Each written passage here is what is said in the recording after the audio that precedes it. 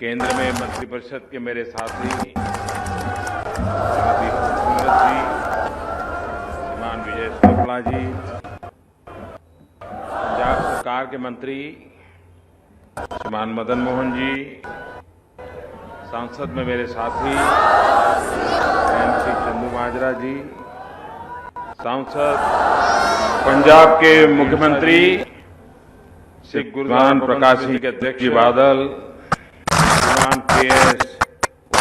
जी और विशाल संख्या में जी हुई केंद्र में मंत्रिपरिषद भी प्यारे भाइयों, गुरु गोविंद सिंह जी महाराज की कर्मभूमि अतः खालसे दी जन्मभूमि से आनंदपुर साहिब विखे हो रहे इस कार्यक्रम बीच आइया सारिया साध संगतां नूं फतेह अर्ज करदा हां। वाहेगुरु जी का खालसा, वाहेगुरु जी की फतेह। 10वें पातशाह श्री गुरु गोविंद सिंह जी महाराज के 350वें प्रकाश उत्सव को पूरा देश मना रहा है। भारत सरकार ने भी गुरु गोविंद सिंह जी का महाराज का संदेश हमारी नई पीढ़ी को पहुंचे, देश के कोने में पहुंचे, इस बात पर बल देते हुए पूरे देश में सरकार की तरफ से भी 350वां प्रकाश पर्व मनाने का तय किया है। आने वाले दिनों में पटना साहिब में भी बहुत बड़ी संगत होने वाली है और भारत सरकार ने जो भी इस प्रकाश पर्व के लिए पटना साहिब जाना चाहते हैं, रेलवे की सुविधा उपलब्ध कराने की व्यवस्था भी की है ताकि हर कोई जो जाना चाहता है आसानी से वहां पहुंच सके। भाइयों बहनों,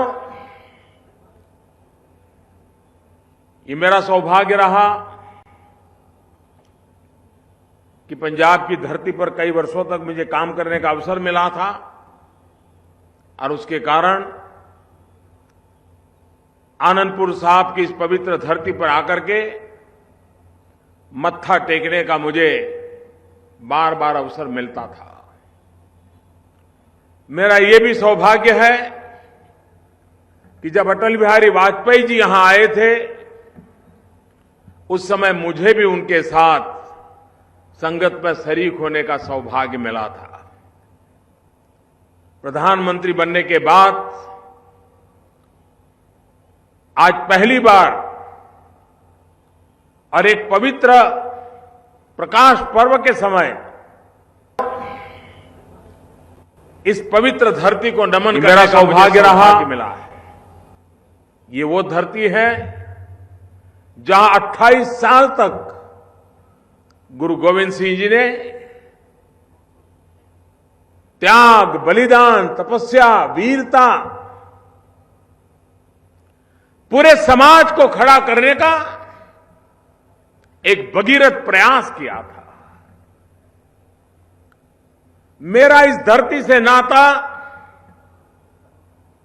मैं हमेशा कहता हूं, मेरा यहां खून का रिश्ता है। खून का रिश्ता इसलिए है, मिला था प्रधानमंत्री बनने के बाद गुजरात की धरती पर हुआ। आज पहली बार कार्य करने का सौभाग्य यहां और एक पवित्र प्रकाश पर्व के समय गोविंद सिंह जी के जो इस पवित्र धरती को नमन करने का सौभाग्य रहा। एक गुजरात ये वो धरती से थे और इसलिए, और जैसा अभी बादल साहब बता रहे थे, देश की एकता एक गुरु गोविंद सिंह महाराज के मन में प्राथमिकता थी। और ये पंच प्यारे भी हिंदुस्तान की चारों दिशाओं से प्रतिनिधित्व कर रहे थे।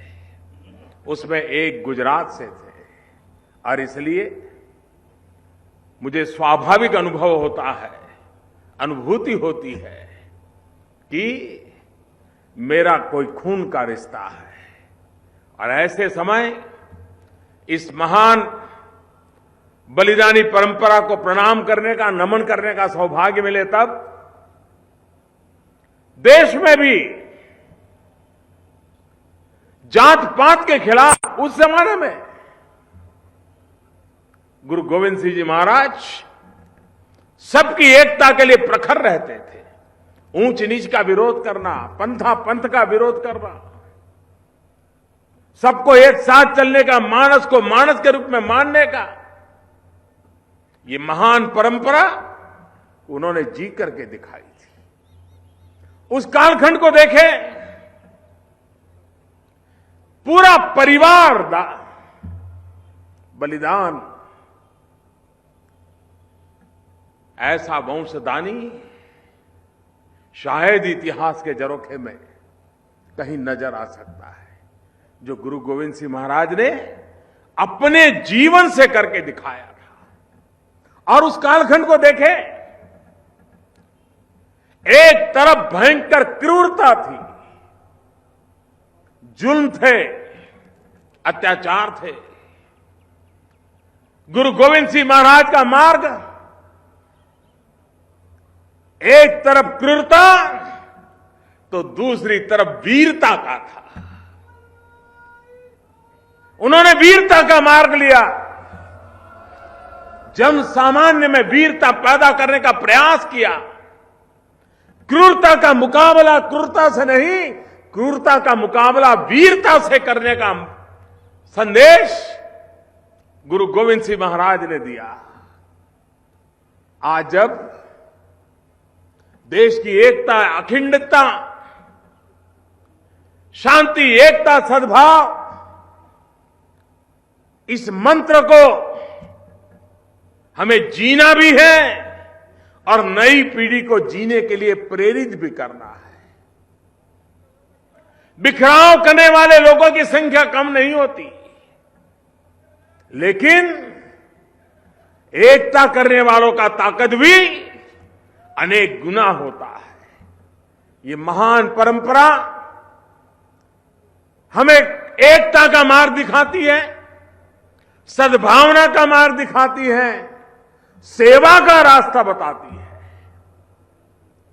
अगर त्याग है, बलिदान है, तो सेवा भी उच्च कोटि की है। ऐसी इस महान परंपरा के समय 350 वर्षवें प्रकाश पर्व के निमित्त गुरु गोविंद सिंह महाराज के चरणों में वंदन करता हूं, उनके त्याग बलिदान को नमन करता हूं और पूरा देश, आने वाली पीढ़ियां इन महापुरुषों के वचनों को जाने, समझे, जीने का प्रयास करे। इसके लिए इस प्रकाश पर्व हमें नित्य निरंतर प्रकाश देता रहे। इसी एक प्रार्थना के साथ मुझे संगत के बीच आने का अवसर मिला। गुरु ग्रंथ साहब का सामने मत्था टेकने का सौभाग्य मिला। आप सब ने मेरा स्वागत सम्मान किया। आप सबका मैं हृदय से अभिनंदन करता हूं, आभार व्यक्त करता हूं। वाहेगुरु जी का खालसा, वाहेगुरु जी की फतेह।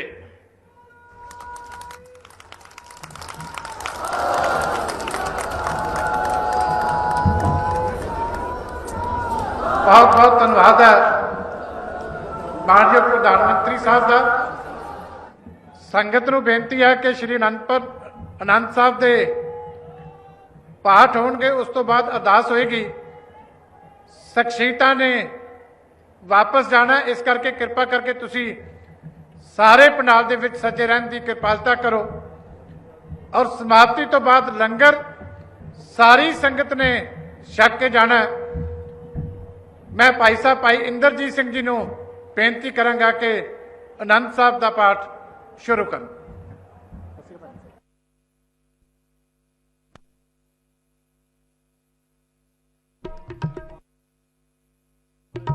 ਜਿਸੇ ਤੀਮਨ ਮਜੀਆਂ ਵਾਧਾਈਆਂ ਰਾਗ ਰਤਨ ਪਰਵਾਰ ਭਰੀਆਂ ਸ਼ਬਦ ਗਾਉਣ ਸ਼ਬਦੋ ਤਾਂ ਗਾਵੋ ਹਰੀ ਕੇ ਰਾਮਨ ਜਿਨੀ ਵਸਾਇਆ ਕਹਿ ਨਾਨਕ ਆਨੰਦ ਹੋਆ ਸਤਿਗੁਰੂ ਮੈਂ ਪਾਇਆ।